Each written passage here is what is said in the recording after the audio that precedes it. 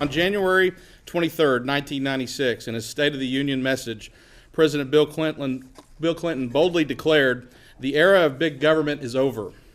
On March 21, 2011, President Obama and the Democrat-controlled Congress declared, "The era of big government is back with a vengeance." It will cost each of us and our children, our grandchildren, and generations to come. The health care bill passed by the House yesterday is a disaster for the states, not just for Oklahoma, but all states. In truth, it is the Democrat jobs elimination bill of 2010. This bill has taxes totaling at least $500 billion.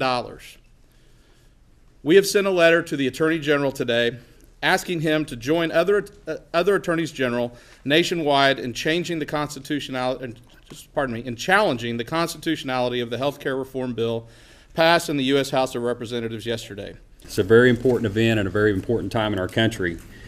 We are entering an era of activist government right now like we have never seen in our country. We have a government that believes it can be all things to all people.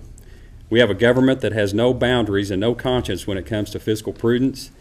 We have a government that believes it can create some utopian society or a perfect world without suffering and pain.